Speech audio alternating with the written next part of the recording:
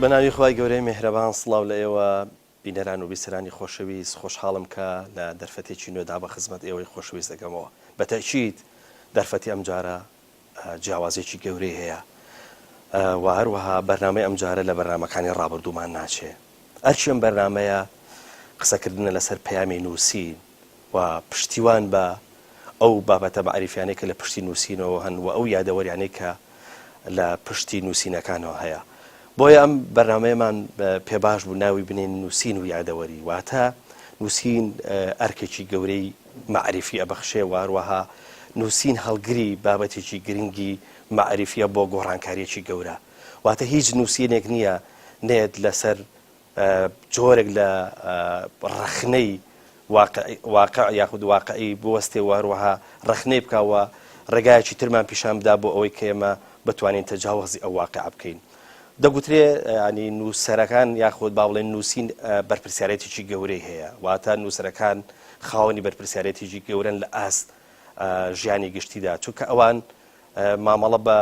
بە تێکستێکەکەن کە دوجار ئەو تێکستە دێتە بەردەمی خوێنەرەکان یاخود دەبێت بە خوانی خوێنەر بۆ ئەوەی کە وردە وردە بە ئاوا بڵێن ئەوە نووسینە یاخود ئەو تێکستە بکا بە معریفەوە لە ڕێگای ئەم معریفەوە گۆڕانکاری بە ژیانی خۆی بهێنێت واتە هیچ نووسەرێک نییە کە دێت لە چوارچەوەی تێکستەکان یاخود لە چوارچەوەی نووسینەکانی داوای گۆڕینی ژیانمان لێ نەکا واتە هیچ تێکستێک نییە خاڵی بێت لەوەی کە داوا گۆڕانکاری نەکات بۆیە زۆر جارە گوترێ نووسین جۆرێکە لە یاخیبوون لە واقع خۆ ئەگەر ئەمەش ڕاست نەبێ بەو جۆرە زۆر بە ئاوا بڵین توندە ڕەنگە ئەوە ڕاست بێت کە با بڵێن چ نووسەرەکان یاخود با بڵێن تێکستەکان ڕازینین بەوەی کە ئەوەی کە لە واقع ئەگوزەرێ بۆیە ئاەوێ ڕخنەی بکەن و هەروەها داوا گۆڕانکاری بکەن بەرنامەی ئەم جارەمان لەگەڵ زۆر بەڕێز مامۆستا عەلی باپیرە و مامۆستایەکێکە لە نووسەرە دیارەکانی دنیای ئێمە و کاریگەریەکی گەورەی لەسەر با بڵێن دنیای ئێمە هەیە بۆ مانای کە مامۆستا زیات لە دوو دێ زیاتر ئەنووسێ بۆ نزیکی ئەبێتەوە بۆ سێ دێ و نیو ینی ئەگەر بگەڕێنەوە بۆ یەکەم کتێبی 35 ساڵ لەمەوە پێشەکات بۆیە قسەکردنی ئێمە لەسەر نووسین و یادەوەری زیاتر قسەکردنەبێت لەسەر نووسینەکانی مامۆستا عەلی باپیر بۆ مانای کە مامۆستا جێڕینەوە بۆ ناو نووسینەکانی و لەگەڵیشە یادەوەریەکانیش جێڕینەوە مامۆستا زۆر سوپاس کە قبوڵت کرد ئەم بەرنامەیە لەگەڵ جەناب تا پێشکەشکەین وڵا زۆر سپاس بۆ جەنابەت کاک پەیوەند بە منیش خۆشحاڵم و وەکو ئاماژەت پێدا ئەوە زۆری چێ لە گەڕانەوە بۆ ڕابردوو شەنوکەوتکردنی ڕابردوو کە بۆ منیش جۆرە لەزەتێکی ڕوحی هەر هەیە مامۆستا ئێمەمانەوێت ڕاستەکەی لە سەرەتایە بە بینەرەکانمان بڵین ئەم چاوپێکەوتنەی مامۆستا یاخود با بڵێن ئەم سیسیلێ بەرنامەی کە وەکو ستراتیژ لەگەڵ مامۆستا عەلی باپیرا کرێ دڵنیان بکەینەوە لەوەی کە لە بەرنامەکانی تری ناچێ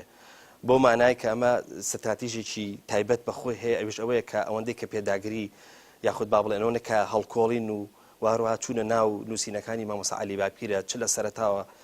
تا ئەو لەحزەی کە ئێمەی تاژی کە ئەم بەرنامەی تا پێشکەشەکەین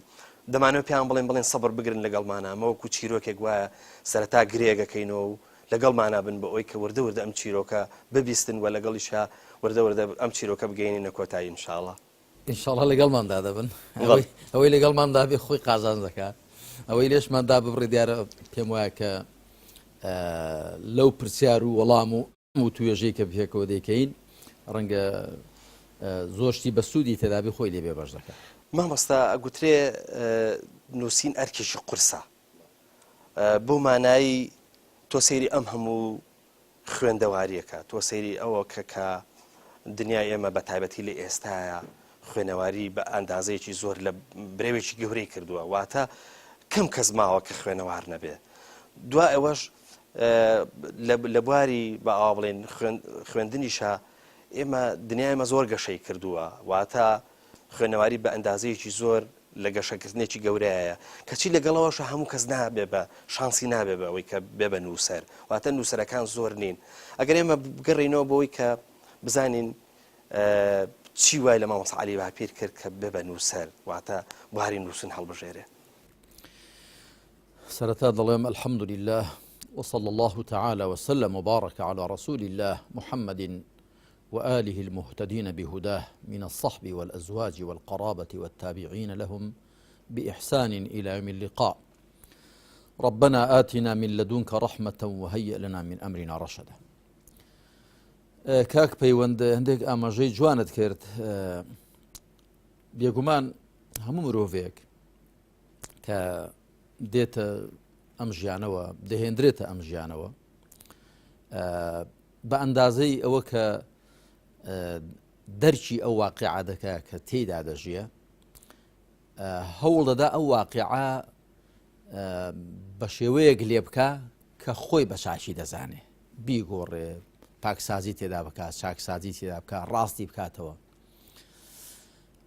ئەوەی کە هەر لە سەرەتاوە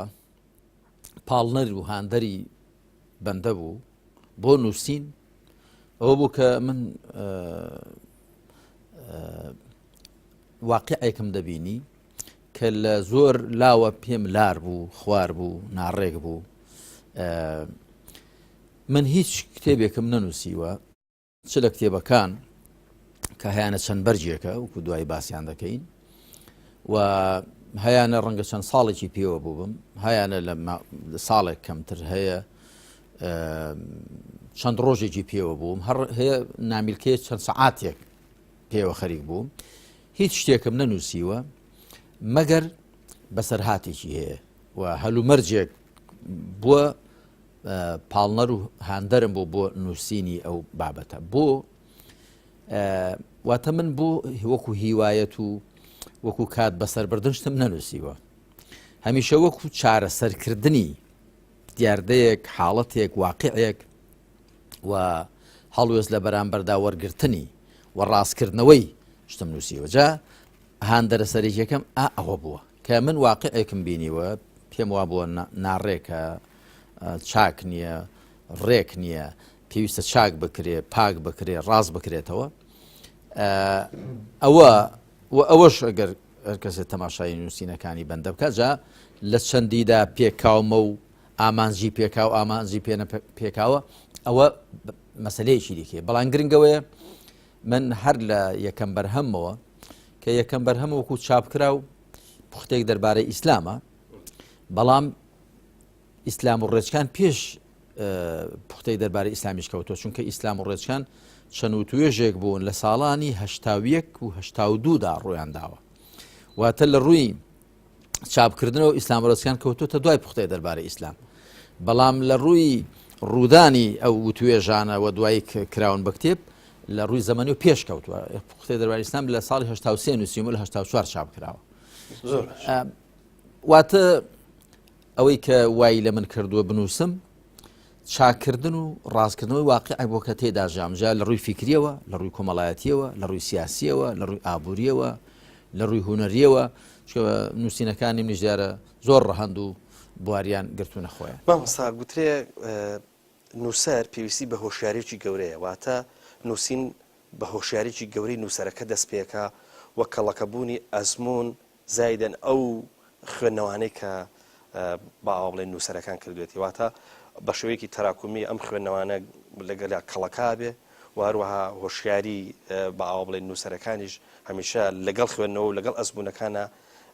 باوا بڵێن بەرەو پێشەچێ. دەکرێت بڵێن تۆ لەو سەردەمایە لە سەردەمی خۆتا کە تازە دەست بە نووسیناکەی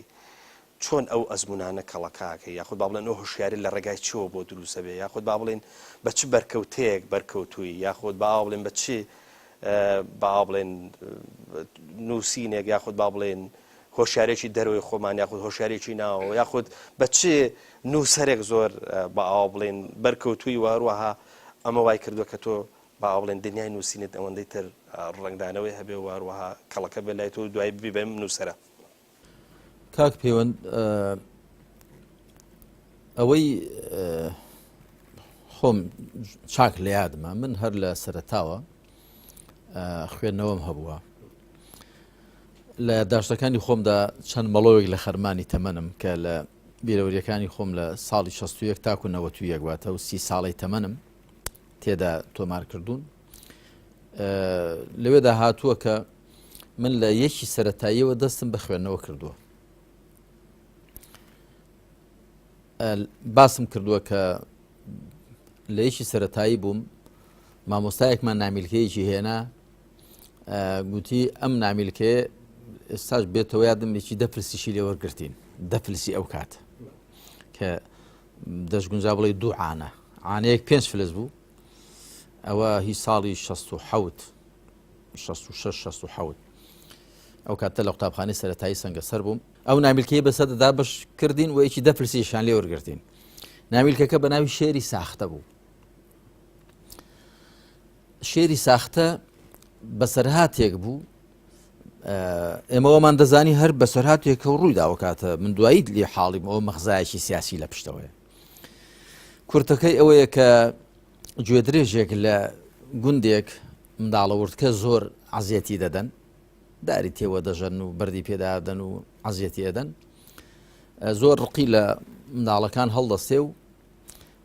دەچێت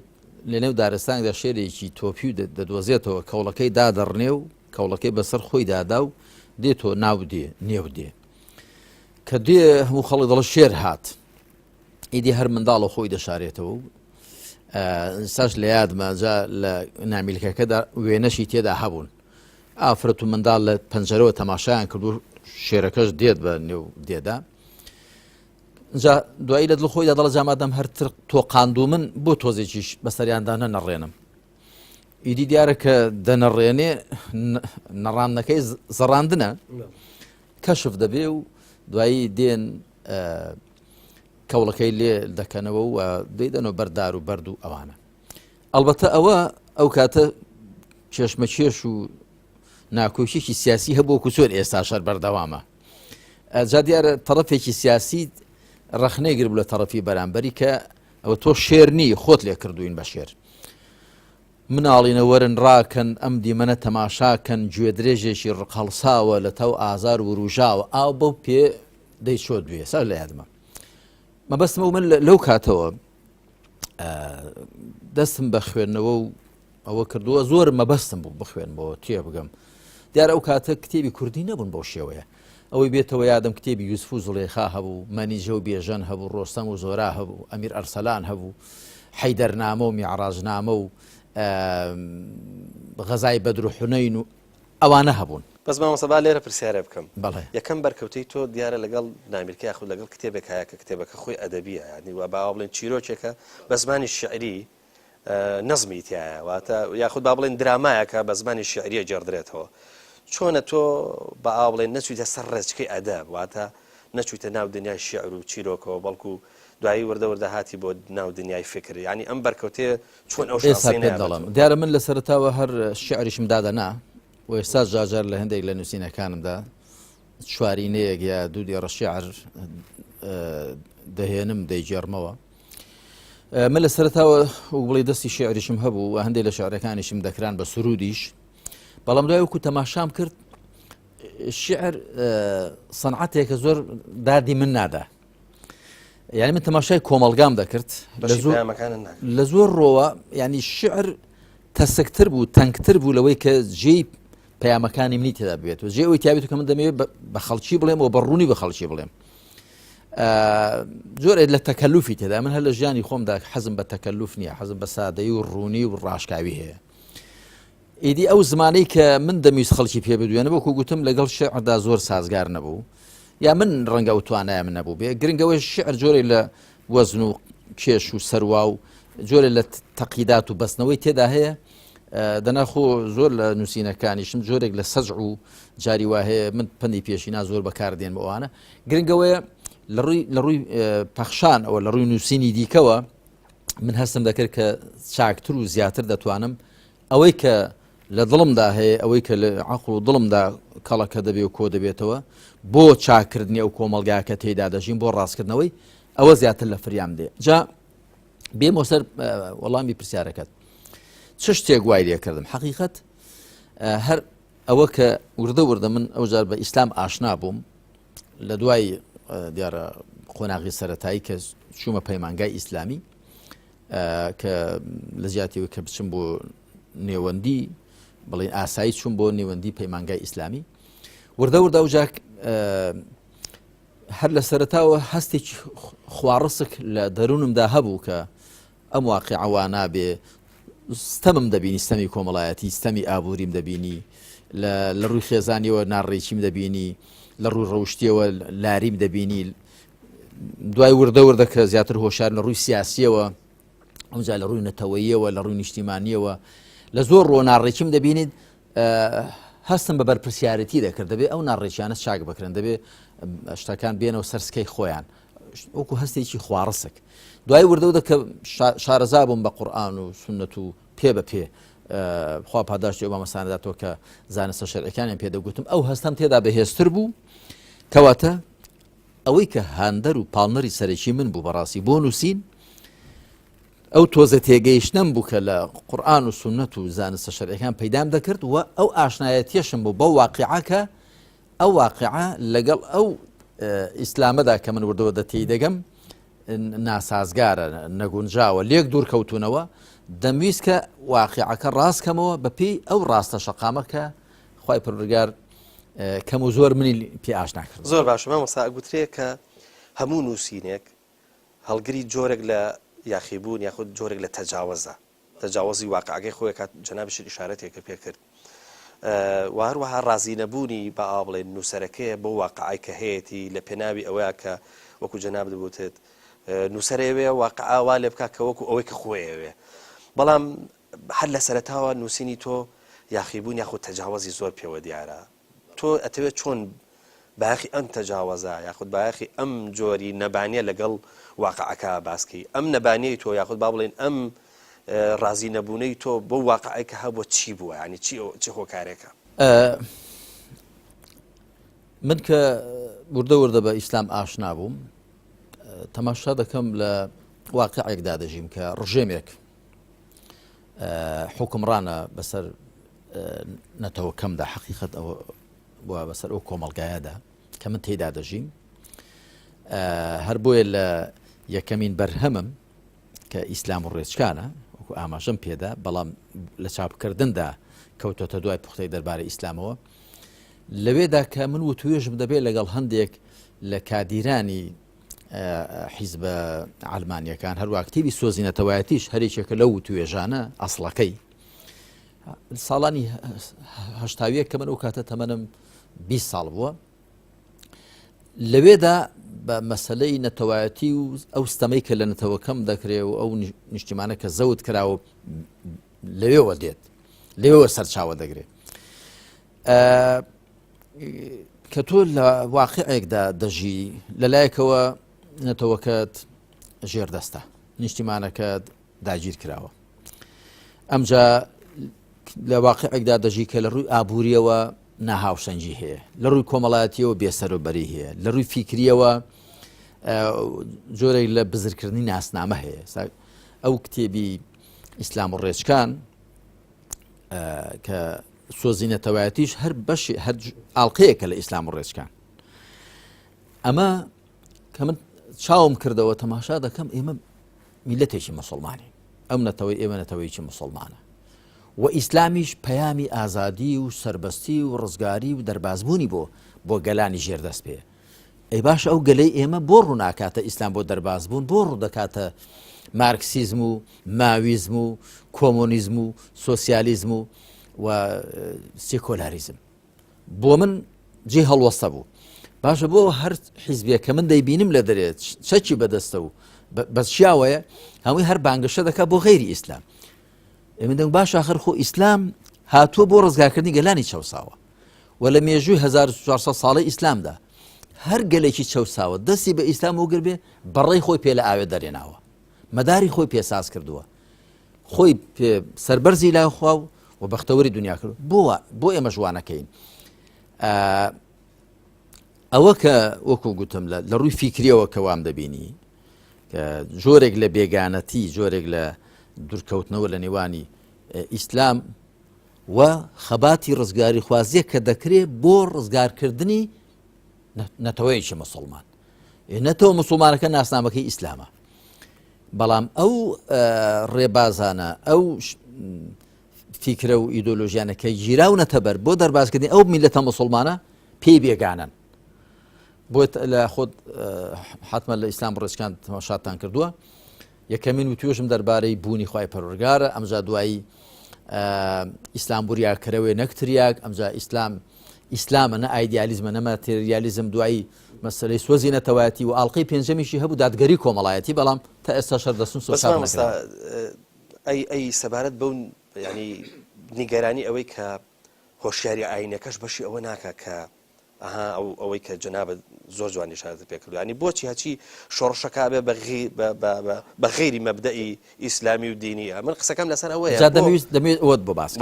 ڕازەکەی من وتم بە دیوێژی تررا ڕخنەی ئەوەش نییە کە هۆشیاری ئاینەکەش وەکو پێویست نیە جا ئەوە من لەوێەوە هاتم ئەلبەتە لەوێ ئەو کاتە لەگە زۆر لە مامەسایەکان تێک دەگیرە کە تەماشام دەکرد بۆ وێنە مەولود دەخوێنرایەوە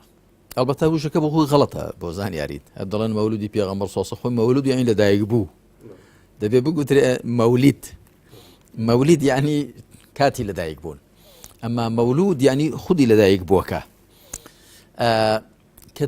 ئاهەنگی مەولیدی پێغەمبەر دەجێڕرا عەلەیهی سەڵات وەسەلام مامۆستایەکان کتێبێکیان دەخوێندەوە کە من ناوم لێ نابوو کتێبی پڵاوان دەمگوت ئەو کتێبە پڵاوی پێساز دەکرێن و داوەتی پێساز دەکرێن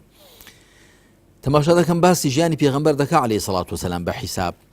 بەڵام باسی چەند هەزار ساڵ پێش لەدایکبوونی پێغەمبەر دەکا سەڵات وسەلامی خوای لەسەر بێ وەکە دێتە سەر لەدایکبوونی پێغەمبەر صلی الله علیه وسلم ئاهەنگ کۆتایی پێدێ پێغەمبەری خوا لەدایک بوو ئاهەنگ کۆتایی پێهات ژیانی هەر کەسەی لەو کاتەوە دەست پێ دەکا کە لەدایک دەبێ من ئەو کاتە پێم شتێکی عەجیب و باشە ئەو خەڵکە هۆ لێرەوە ژیانی پێغەمبەر دەست پێ دەکا بۆ هەڵسانە پێ و پڵاو دەخۆن و شیرینی دەخۆن و هەر کەسە دەستەوە ماڵی خۆی من هەڵسان ئەو کاتە دیارە مەیدانی من ئاهەنگی مەولیدم دەجێڕا بە پێشەوەی بیکەم بە نووسین کە دەمگوت ژیانی پێغەمبەر صلی الله علیه و سلم لەو کاتۆ کە لەدایک دەبێت دەست پێ دەکا ئەمجا خۆناغی مەککە و خۆناغی مەدینە و پێغەمبەری خوا عەلەیهی سەڵات وسەلام چۆن بانگەوازی دەکرد بۆ تەنیا خوا پەرستی و بۆ برایەتی و بۆ تەبایی و بۆ دادگەری و بۆ ڕەوشتە بەرزەکان و بۆ هەڵبژاردنی دوا ڕۆژ بەسەر دنیادا و ئەمجا بۆ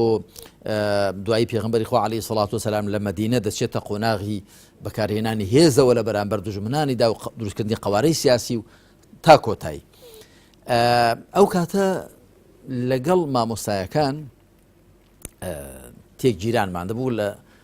لە چەند ماڵۆیەک لە خەرمانی تەمەنیشم ئاماژەم پێداوە بۆ وێنە جارێک من وەکو بڵێ ئاهەنگێک ساز کرابوو کە من وتاری تێدا بدەم و دیارە منیش قسەم کرد تا گەیشتمە نێوەڕاست تقریبەن خاوەن ماڵەکە گوتی مامۆستا ئەگەر دەست بە مەولید خوێندنەوەکە نەکەین کاتەکە زۆر درەنگ بووە منیش لە دووخەمدا وتم ئەوێ دەڵێ حکایەتی ڕۆستەمیان بۆ کەسێک دەجێڕایەوە وشتێرە ڕۆستەم نێر بووی ئەمێ بوو ئەمنەوە باسی ژیانی پێغەمبەر دەکەم عەلەیهی سەڵات وسەلام چونکە ئەوان وا ڕاهات بوون گا لەسەر عەرز دەسەر پشتی گای و گا لەسەر پشتی ماسیە و لە بنەوەش تاریکاییە خوانەبێ کەس نازانێت شەهرایە چکە باسی ئەوەی تێدا نەبوو تێدی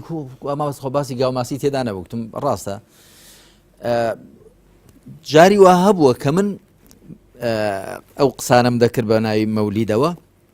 خەڵک هەبوو گوتوانە مەولودەکەمان بەرنەکەوتووە چون دووبارە دەعوەتیان ساز کردوتەوە لە دەیەک لە دەیەکان بەڵام ئەو جاریان کە دەیجێڕمەوە لە یادداشتەکانیشم داهاتووە 5-6 مامۆستای بەتەمەنی لێبوون خاوەن ماڵ ڕوو لە یەکێکیان کرد وتی مامۆستاینە ئەوە چۆنە یەکی لە مامۆستایەکان وتی ئەوەی کە فڵان کەس دەیخوێنێتەوە ئەوە مەولود نامەی ڕاستەقینەیە ئەویش وتی ئەی مامۆستا بۆ ئێوەی ناخوێننەوە بێدەنگ بوون یەکێکیان زۆر بە ئینساف بوو بە تەمەنیش بە 70 ساڵێک دەبوو تی ڕاستیەکە دەیوەکتی بڵێ تی ئێمە وەکو فڵان کەس نازانی ئیدی من چاک و دەربازم بوو مەبەستم ئەوەیە بەڵام هەندێک لە مامۆستایان کە وەکو لاساکردنەوەی کوێرانە و وەکو عادەت بە شتێکەوە گرتن لەگەڵ ئەوەی من پێک دەگیرە ڕاست دەکەی تەمان ئەستا ئەو پرسیارەش دەکرێت باشە لە نێو میلەتێکی موسڵماندا بۆچی کەسانێک بوون بە قیادەی میلەتێکی موسڵمان بۆ خەباتی ڕزگاری خوازی کە لە ئیسلام نەک پێوە پابندین هەر پێشی ئاشنانین ئەوەش دیارە کەموکوڕی مامۆستایانە کەم و کوڕی ئەوانەیە کەم خۆیان بە مشورخۆری ئیسلام مسلمان نازانیوە هەر وەکو لەو بارەوە تەمان کە جێڕاژمەتەوە جاری دیکەش لەگەڵ کاگنووشیروان بەڕەحمەت بێ لە بەرگەڵوو دوای ئەوەی کە تەمان لە یادداشتەکانیشمدا هەر تۆمارم کردووە کاتی لە مناسەبەتی کەش ئاماژەم پێداوە کاگنووشیروان وتێگەر ئیسلام وابێ من بە دەوڵەتێکی ئیسلامی ڕازیم ئەی بۆ مامۆستایان وا باس ناکەن وایان باس نەکردووە هەر باسی ئەوە دەکەن باسی ئەوە دەکەن میشتم کاگنووشیروان ئەگەر ئەو خەڵکە شارەزای ئیسلام بوایە وەکو لە قورئان و سونەتدایە شوێنی جەنابت نەدەکەوتن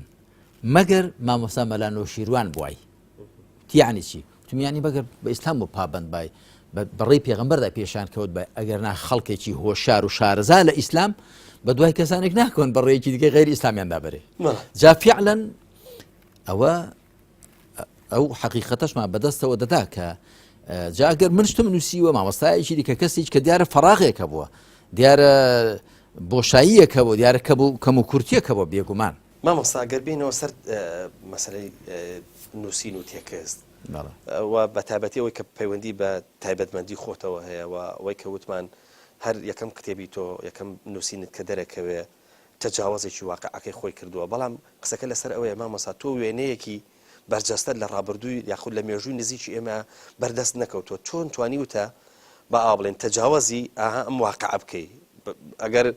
مێژووی ئێمە بخوێنی تۆ مێژووی ئێمە بە ئاوڵێن ئەم جۆرە بەرجەستەکردەی تیان نەبووە تاکو بۆ مامۆستا عەلی باپیر ببێتە سەرمەشق بزەبەت بگەڕێتەوە بۆ مێژوو ئەم مێژووە بێنە تێکەڵی کا بەم واقعی ئێستا و تۆ چۆن توانیت لە واقعی نووسینە جارش کە ئەمە دروستکەیتەوە و بە تاکیدیش ئەوەی کە نووسینەکانی تۆ بخوێنێتەوە ئەزانێت یەکەم نووسینێت تۆ زۆر ئاڕاستەکراوە و توانێت با بڵێن زۆر بە بابەتێکی ئایدۆلۆژی ئاڕاستەکراو نووسراوە تۆ چۆن کەڵکن لە چی وەرگرت بۆ ئەوی بتوانانی ئەم تەجاوزە بەم شێوە بنووسیت ئێستا دەبێ بۆت باس کەم بەڵام ئەوە لقوپۆپی زۆرە کاک پەیوەند جارێ من هەر لەو کاتەوە کە خوا سوبحانە وتەعالا ئەو چاکەیە لەگەڵ کردم و ئەو لوتفەی لەگەڵ نواندم کە ئاشنا بووم وردەوردە بە ئیسلام دیارە سروشتم وا بوو هەر شتێک کە دەمزانی هەوڵم دەدا بیتوانم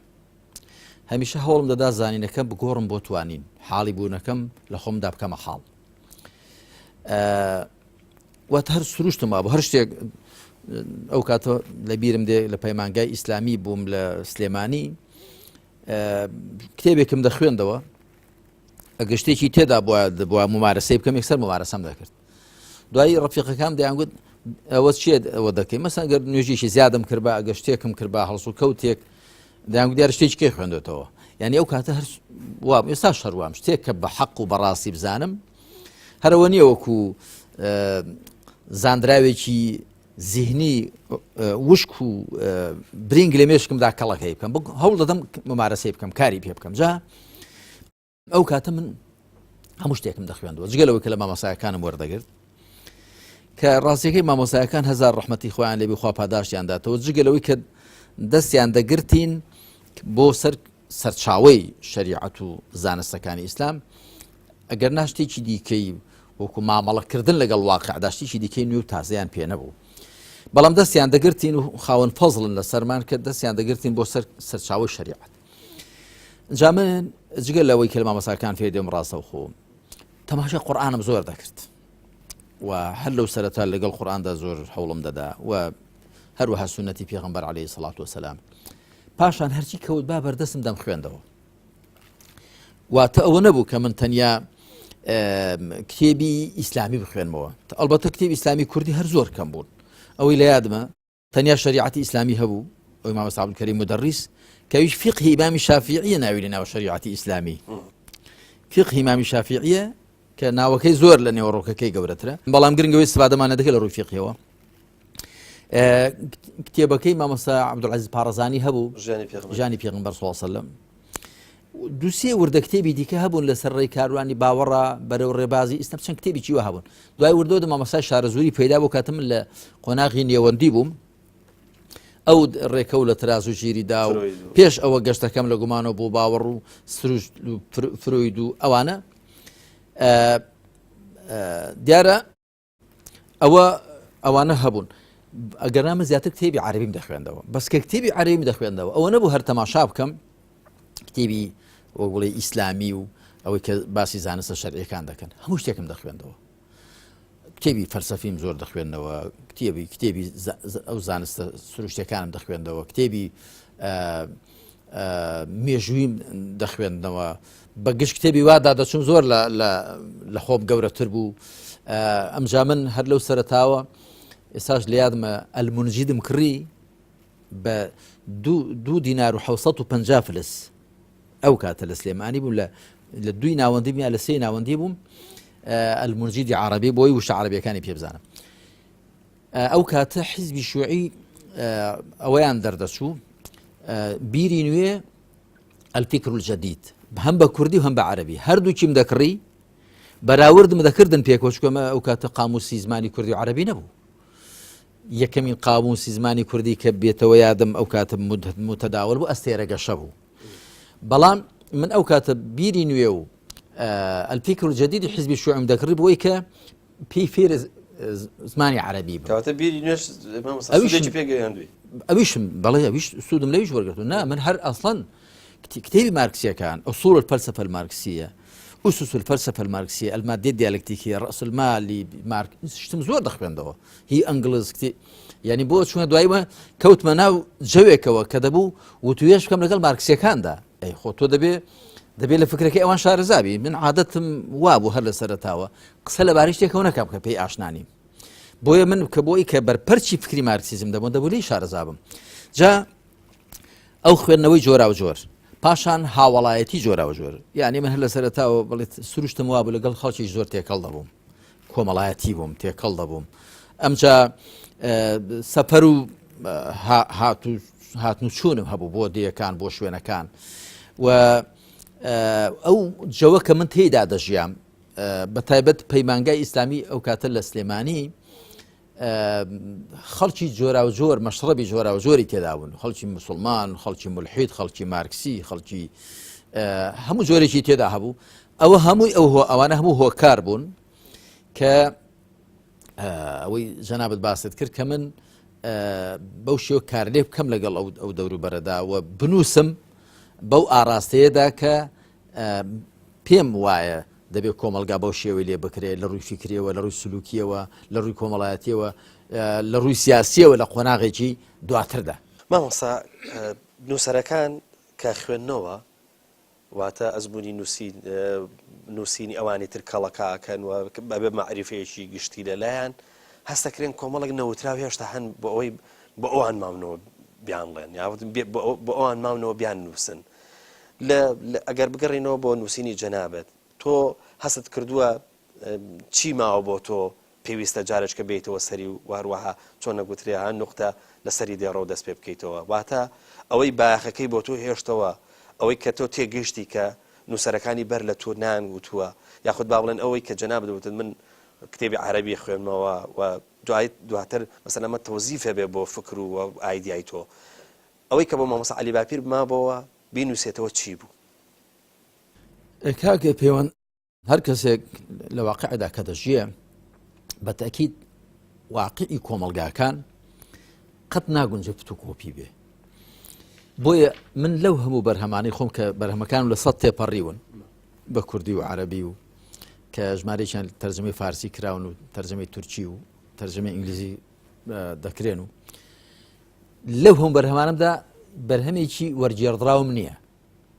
تەرجەمە بۆ من هەر ئەو کاتش قەناعەتم وابی شەشر قەناعەتم وایە ئەو واقعە کە من تێیدا دەژیم جا لە واقعی کە سید قوتب ڕەحمەتی خوای لێبێ لە میسر تێدا ژیاوە نەکەر لەوە بەڵکو لە واقعی ئێستای میسریش و ئەوەی کە ئەبوالعەلای مەودودی لە پاکستان و هند تێدا ژیاوە یا مامۆستا سەعید نوڕسی لە تورکیا یا مامۆستایەکی دیکە لە شامێکی دیکە لە حیجاز کەواتە من ئەگەر توانام هەبێ و ئەگەر هەر ئامانجم ئەوە نەبێ هەر شت بنووسم بەڵکو ئامانجم چارەسەر بێ دەبێ من دەرمانێکی دیکە بگرمەوە دەبێ من بە زۆرێکی دیکە بێن وەڵامی پرسیارەکانی کۆمەلگای خۆم دەمەوە وەڵامی پرسیاری دیکە بە خەڵکی ئەم کۆمەلگایی من نایێت دەرمانێک کە بۆ دەردی دیکە ژیراوەتەوە چارەسەری ئەو دەردانەی ئەو کۆمەلگای من ناکە بۆیە هەمیشە شتی تازە هەر هەیە بەڵام وەکو گوتم بۆ کەسێک کە توانایی هەبێ دیارە ئەو توانایە کاکە پەیوەند ناگونجێ بەوە پەیدا بێت و بێنی هەر بخوێنیەوە تۆ تەماشا بکە مێرو لە بەس شت کۆ دەکاتەوە وانە هەر کۆی دەکاتەوە زەخیرەی دەکا بەڵام هەنگ شیرەی وڵان دەمژێ بەڵام خۆشی دەستکاری دەکا بۆی ئەوەی هەنگ دەبێتە هەنجوین بەڵام ئەوی مێرو لە هەر دانەوێڵەیە کۆی کردوێتەوە پەسمەندەی کردووە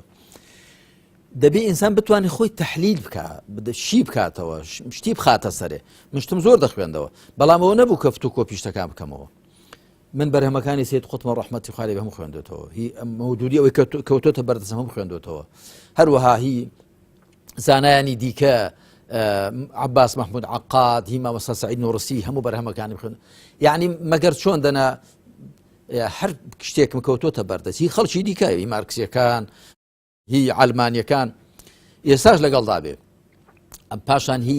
زانستە سروشتەکان هی گردونناسی فیزیا کیمیا مەسەلەن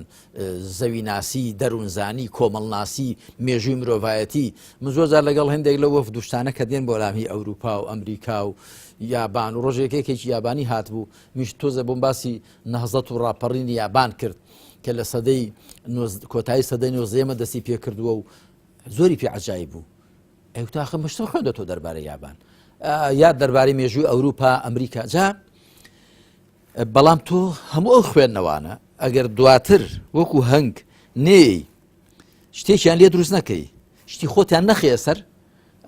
زۆر جار کتێبی خەڵک دەخوێنەوە تەماشا دەکەم هەر زانیاری لەوێ هێناوە هەندێکی لەوێ هێناوە هەندێکی لەوێ هێناوە شتێکی عەجایبی لێ دەرچووە بۆ وەک بڵێ مەنهەجەتێکی تێدا نییە چون هیچی خۆی نەخستۆتە سەر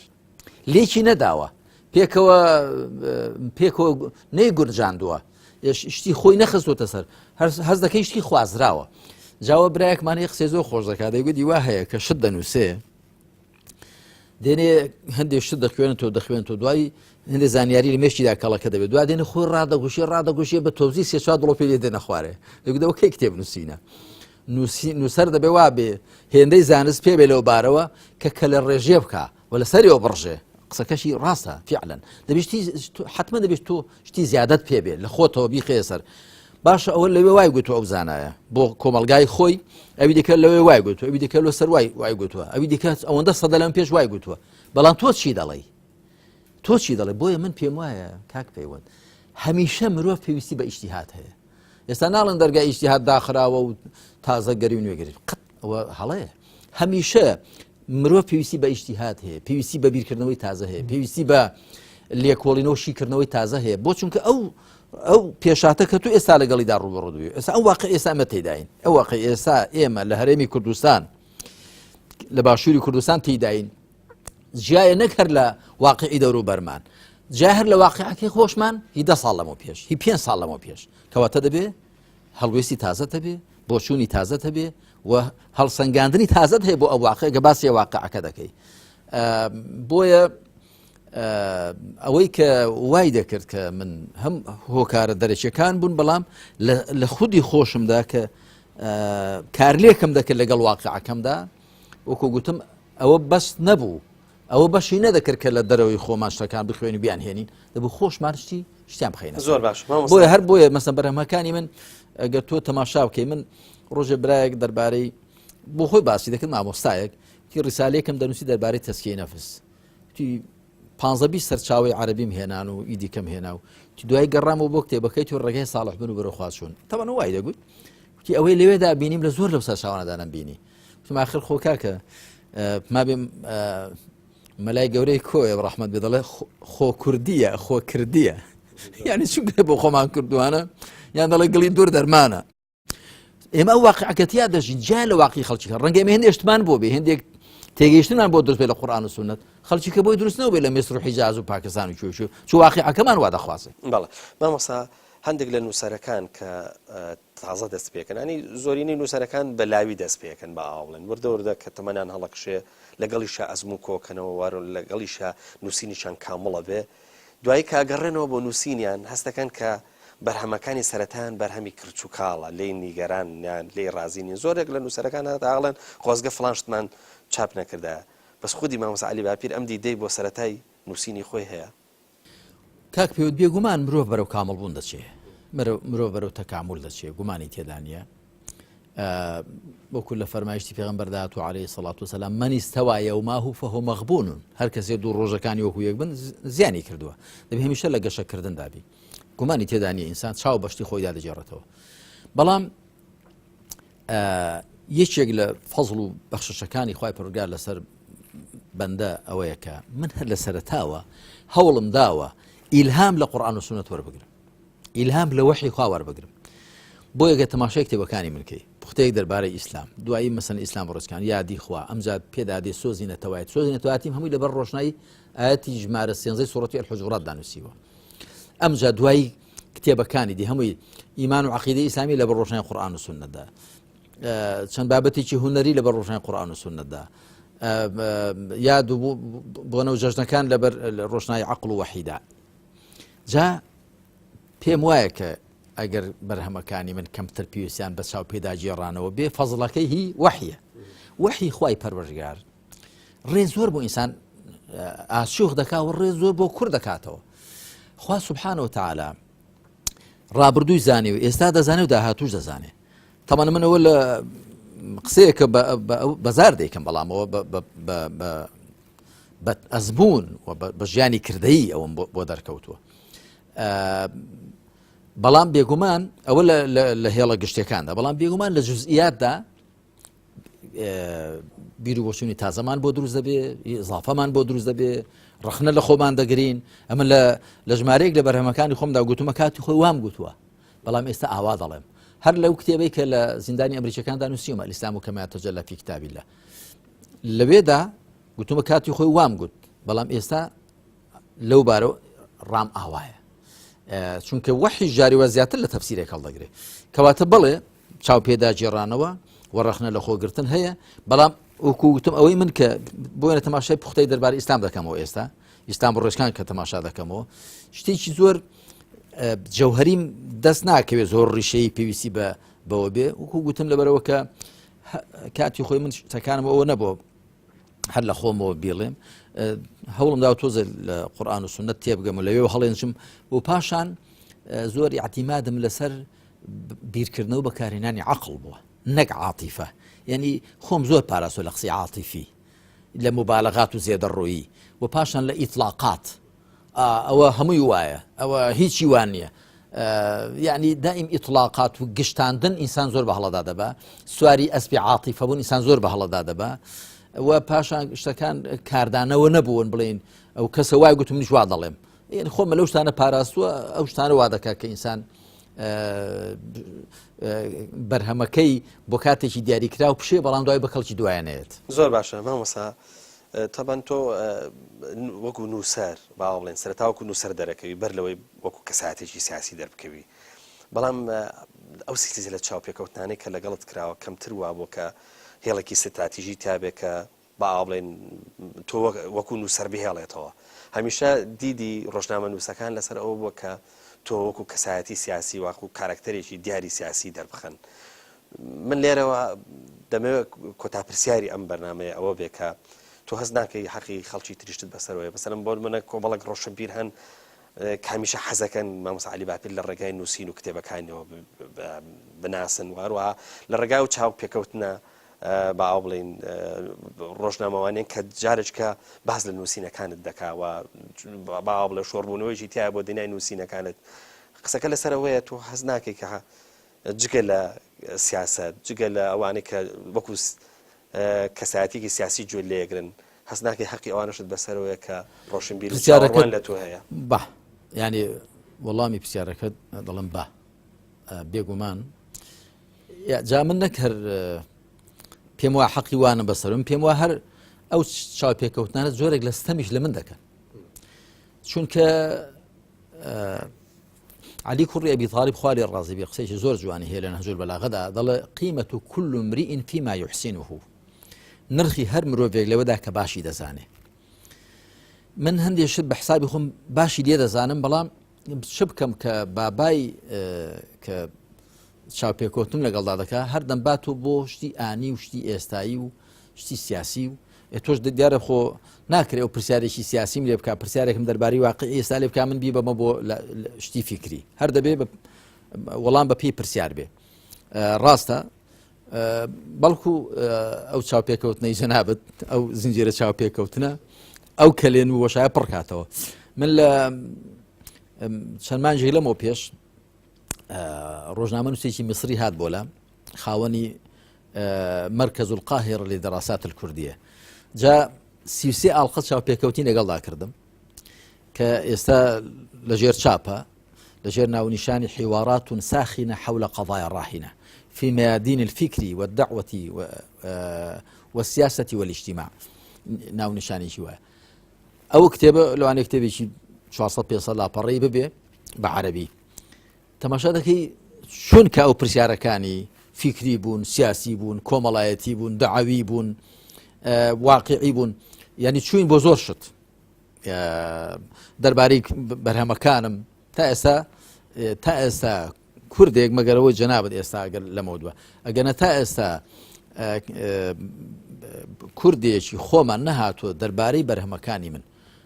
ئەو ڕۆژنامە نووسە میسریە هەڵسا دەربارەی هەم بەرهەمەکانم چەند بەرهەمت هەیە ئەم جادەی ئەو کتێبەیان دەربارەی زانانی ئیسلام دەربارەی تەسەوف دەربارەی سۆزی نەتەوایەتی دەربارەی